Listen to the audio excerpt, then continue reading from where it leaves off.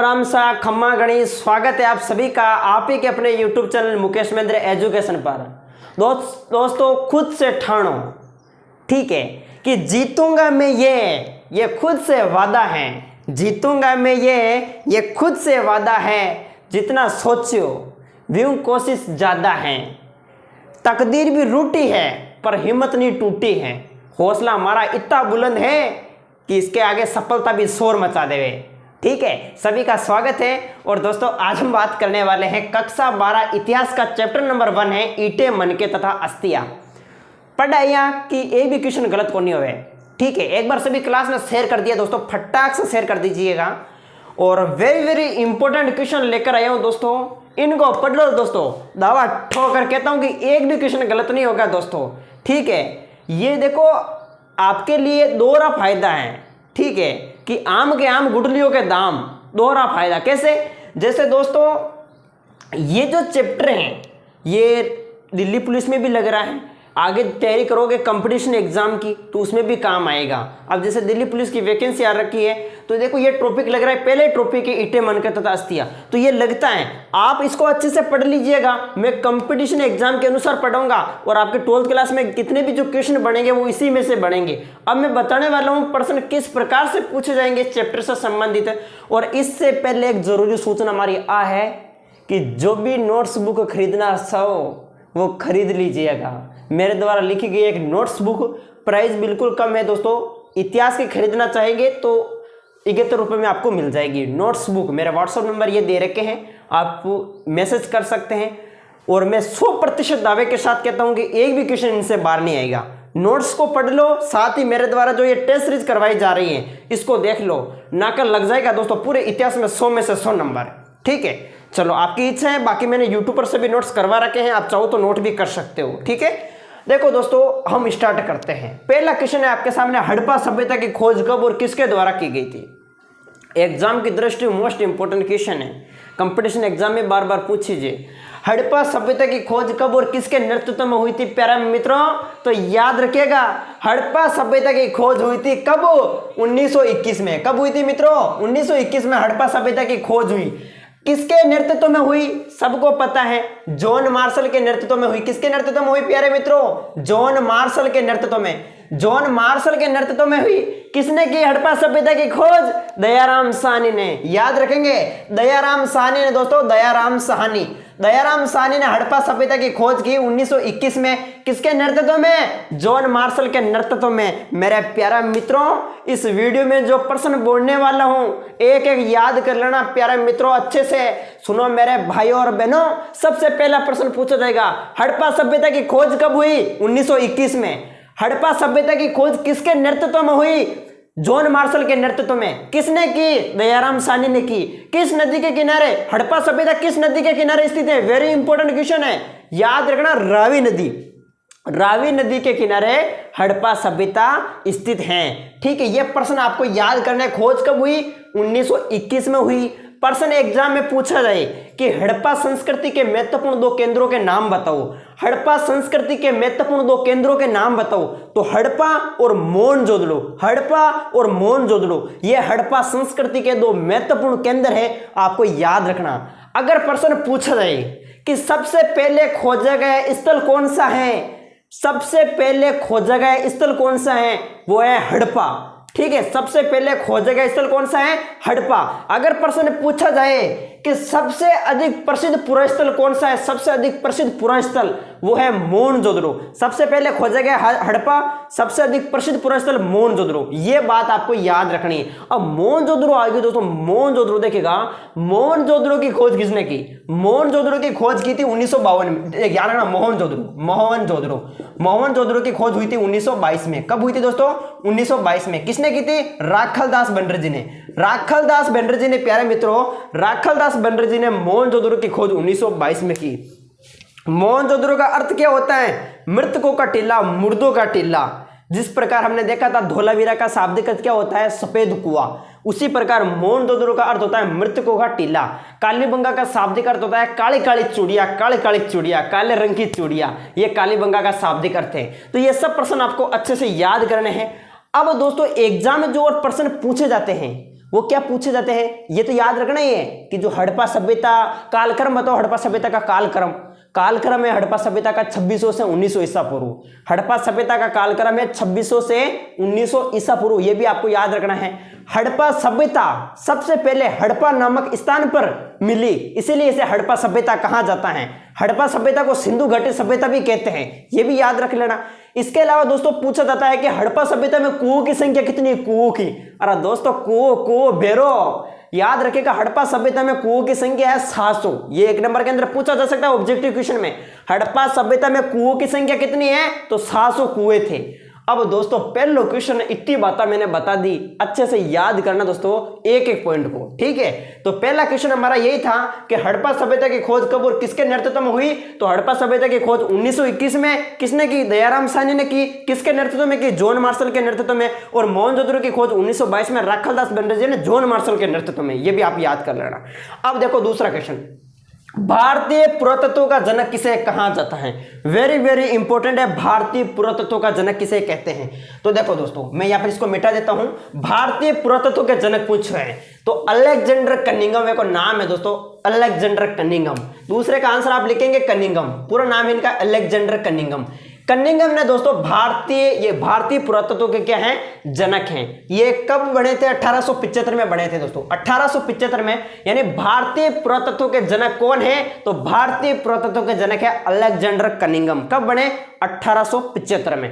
अगर दोस्तों आपको पूछा जाए, अगर आपको प्रश्न पूछा जाए कि आप हमें बताइएगा 1924 में पुरातत्व के जनक कौन बने, 1924 में, तो 1924 में बने थे sir John Marshall. Sir John Marshall बने थे 1924 में।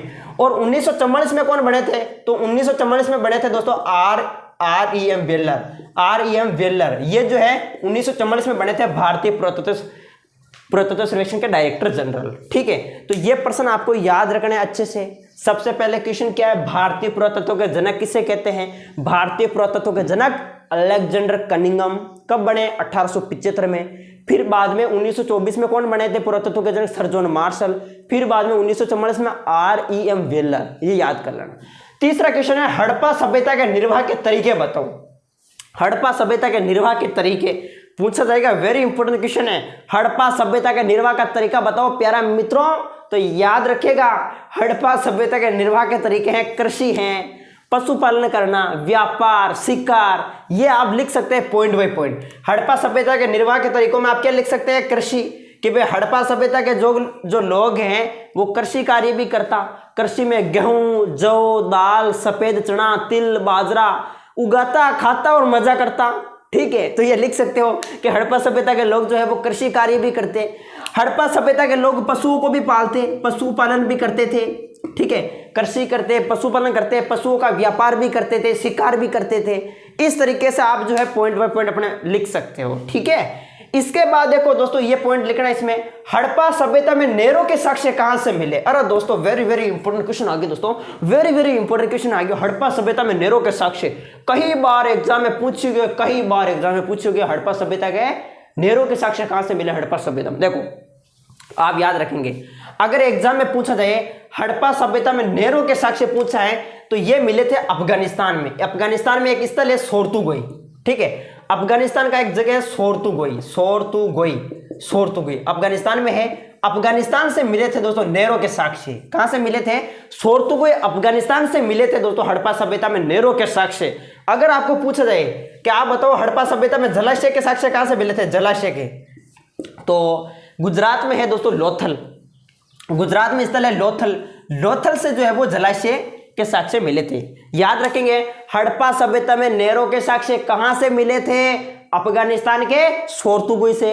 हड़प्पा सभ्यता में जलाशय के प्रमाण कहां से मिले थे, तो गुजरात के लोथल नहीं धोलावीरा है दोस्तों, याद रखेंगे, मैंने लोथल लिख दिया यहाँ पर, धोलावीरा आपको करना है, ठीक है। धोलावीरा से मिले थे, याद रखना, धोलावीरा गुजरात में ही है, तो धोलावीरा गुजरात से दोस्तों जलाशय के प्रमाण मिले थे।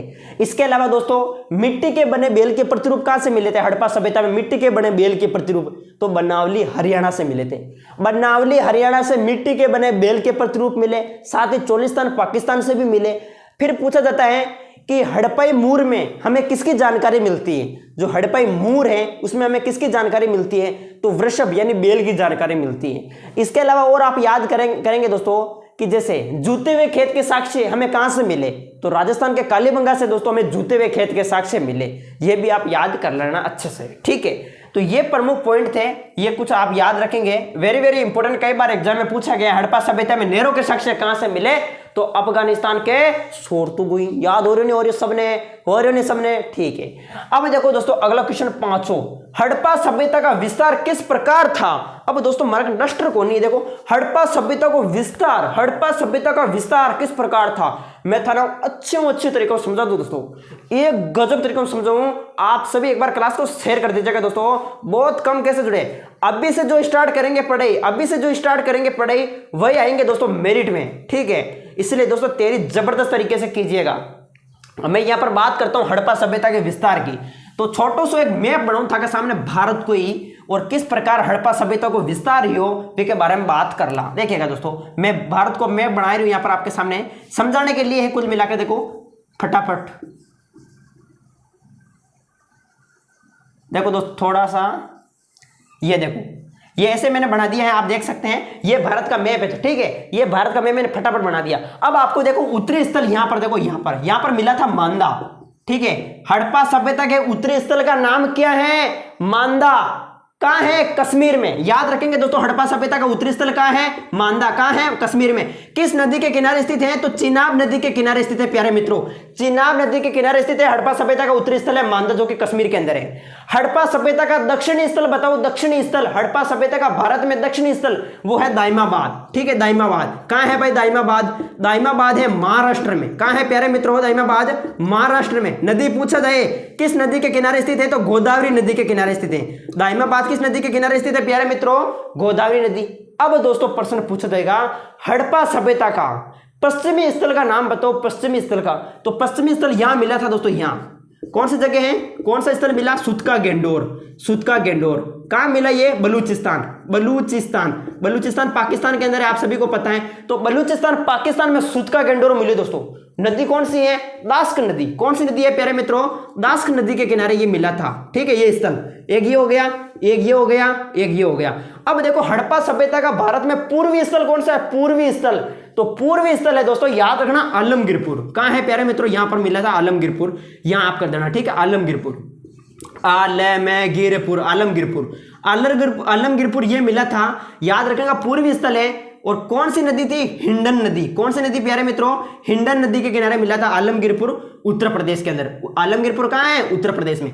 तो इस तरीके से देखने पर हमें पता चलता है कि हड़प्पा सभ्यता को जो विस्तार है नी, वो त्रिकोणीय आकार में, ये त्रिकोणीय आकार में। देखो दोस्तों आप देख सकते हैं इस प्रकार से, ये देखो ये इस प्रकार त्रिकोणीय आकार में था, त्रिकोणीय आकार में। हड़प्पा सभ्यता का जो विस्तार है वो त्रिकोणीय आकार में, आप देख सकते हैं हड़प्पा सभ्यता का विस्तार त्रिकोणीय आकार में है। अब प्रश्न पूछा जाएगा प्यारे मित्रों कि हड़प्पा सभ्यता के उत्तर से दक्षिण की लंबाई कितनी है, उत्तर से दक्षिण के बीच ये लंबाई कितनी है, ये लंबाई, ये हड़प्पा सभ्यता के जो स्थल मिले हैं उनके उत्तर से दक्षिण की लंबाई कितनी है, तो 1400 किलोमीटर। कितने हैं दोस्तों, 1400 किलोमीटर, ये आप याद रखना।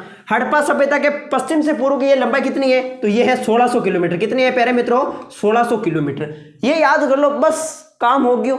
तो यहां पर जो क्वेश्चन था वो ये था कि हड़प्पा सभ्यता का विस्तार किस प्रकार था, तो हड़प्पा सभ्यता का विस्तार त्रिकोणीय आकार में था। प्रश्न पूछिए हड़प्पा सभ्यता के उत्तरी स्थल को नाम बताओ, मांदा, कश्मीर, चिनाब नदी के किनारे है। हड़प्पा सभ्यता का दक्षिणी स्थल का नाम बताओ, दाइमाबाद महाराष्ट्र के अंदर है, गोदावरी नदी। हड़प्पा सभ्यता के पश्चिमी स्थल का नाम बताओ, सुतका गेंडोर, बलूचिस्तान पाकिस्तान के अंदर है। हड़प्पा सभ्यता का पूर्वी स्थल का नाम बताओ, आलमगीरपुर उत्तर प्रदेश, हिंडन नदी के किनारे स्थित है। और हड़प्पा सभ्यता के उत्तर से दक्षिण की लंबाई कितनी है, 1400 किलोमीटर है। और हड़प्पा सभ्यता के पश्चिम से पूर्व की लंबाई कितनी है, 1600 किलोमीटर है। अरे दोस्तों याद हो रहे नहीं हो रहा है सबने, हो रहे नहीं याद, ठीक है। अब दोस्तों अब की बार मेरिट में आना है नहीं, तो अभी से तैयारी स्टार्ट कर दीजिएगा दोस्तों। 100% में आपको यानी 100% यहां से क्वेश्चन बनने वाले हैं और मैं आपकी जबरदस्त तैयारी करवाऊंगा। देखो दोस्तों आगे बात करते हैं।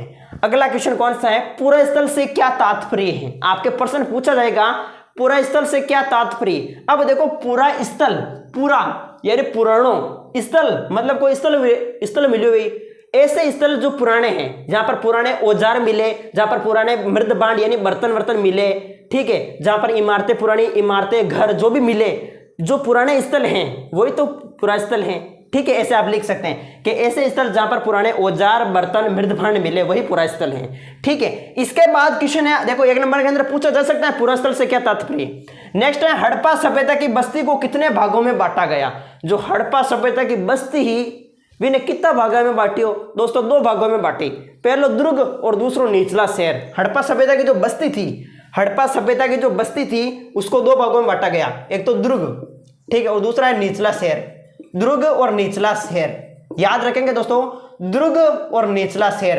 ये दुर्ग जो है ये ऊंचे पर बने हुए थे, दुर्ग जो है वो ऊंचे पर बने हुए थे। दुर्ग ऊंचे इसलिए थे क्योंकि वहां पर बनी जो संरचना थी वो कच्ची ईंटों के चबूतरों पर बनी हुई थी, ठीक है। दुर्ग ऊंचे पर बने हुए थे और दुर्ग में आपको पता है माल गोदाम होते थे, विशाल स्नानागृह होते थे, ठीक है। दुर्गों के अंदर ही होते थे माल गोदाम, बड़े बड़े माल गोदाम, विशाल स्नानागृह। इसके अलावा दोस्तों निचला शहर, निचला शहर की बात करें तो इसको भी 2 भागों में बांटा गया था। इसमें आवासीय भवन थे। इस निचले शहर में बात करें तो जल निकास प्रणाली मौजूद थी, जल निकास प्रणाली, जल निकास प्रणाली। इसके अलावा गृह स्थापत्य कला ये इस निचला शहर में मौजूद थी। हड़प्पा सभ्यता की अनूठी विशेषता कौन सी है, तो जल निकास प्रणाली। देखो बड़े नंबर के अंदर पूछा जाएगा आपको हड़प्पा सभ्यता की बस्ती के बारे में विस्तार से समझाओ, तो वैसे आपने मेरे नोट्स देखे होंगे तो अच्छे से आपको इस तरह एक्सप्लेन करना है, मैंने समझा रखा, उसमें पढ़ेंगे तो समझ में आ जाएगा। तो यहाँ पर जो क्वेश्चन है ऑब्जेक्टिव पूछा जा सकता है कि हड़प्पा सभ्यता की बस्ती को कितने भागों में बांटा गया, तो 2 भागों में, दुर्ग और निचला शहर। आगे बात समझ में। चलो अगला देखो, हड़प्पा सभ्यता के 5 प्रमुख स्थलों के नाम बताओ। अब दोस्तों 5 प्रमुख स्थलों के नाम ही तो बताना है। अब मैं पूरे स्थल बता दूं, 5 क्यों बताऊं, पूरे बता दूं दोस्तों फटाक से। देखिएगा हड़प्पा सभ्यता के प्रमुख स्थलों के बारे में बताओ। अब कौन कौन से स्थल मिले हैं हड़प्पा सभ्यता में, कोई 5 आपको बताने हैं, लेकिन हम 5 नहीं बताएंगे, हम तो पूरे बताएंगे दोस्तों, पूरे। देखिएगा सबसे पहले मैं बात करता हूं दोस्तों पंजाब, ठीक है। पंजाब में जो स्थल मिला उसका नाम है रोपड़, ठीक है। हड़प्पा सभ्यता में पंजाब में जो स्थल मिला, प्रश्न पूछा जाएगा कि रोपड़ कहां मिला, तो पंजाब में मिला। दूसरा आप लिखना दोस्तों अफगानिस्तान, अफगानिस्तान से कौन सा स्थल मिला, अफगानिस्तान से मिला प्यारे मित्रों सोरतुगोई। कौन सा स्थल मिला है प्यारे मित्रों, सोरतुगोई, ये आप याद कर लेना, अफगानिस्तान से सोरतुगोई मिला। बात करते हैं हम पाकिस्तान की, पाकिस्तान। अब देखो दोस्तों पाकिस्तान में तो आपको पता चल गया हड़प्पा कहां है, हड़प्पा पाकिस्तान में है। मोहनजोदड़ो कहां है, मोहनजोदड़ो भी पाकिस्तान में है, मोहनजोदड़ो भी पाकिस्तान में है। इसके अलावा हड़प्पा, मोहनजोदड़ो, इससे चहुंदड़ो कहां है, चहुंदड़ो भी पाकिस्तान में है। हड़प्पा, मोहनजोदड़ो, चहुंदड़ो, कोट दीजी है, बालाकोट है, बालाकोट है, डाबरकोट। ये जो प्रमुख स्थल है दोस्तों ये कहां है, पाकिस्तान में है। चौथा पॉइंट बात करो दोस्तों हरियाणा में, हरियाणा में कौन कौन से स्थल मिले, हरियाणा में तो देखो राखी बंदवाली भगवान को नाम लेके, बनावली, राखी बंदवाली भगवान को नाम लेके, तो राखी से राखी गड्डी, राखी बंदवाली बनावली, राखी बंदवाली भगवान को नाम लेके भगवानपुर, राखी गड्डी बनावली,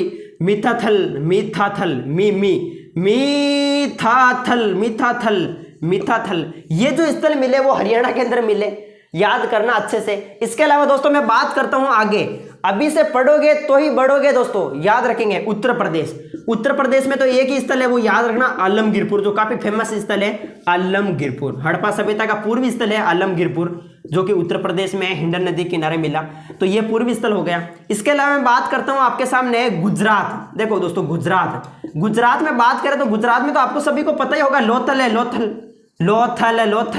धोलावीरा है, लोथल है, धोलावीरा है, सुत कोटड़ा की बात कर रही हूं मैं, सुत का गेंडोर नहीं, सुत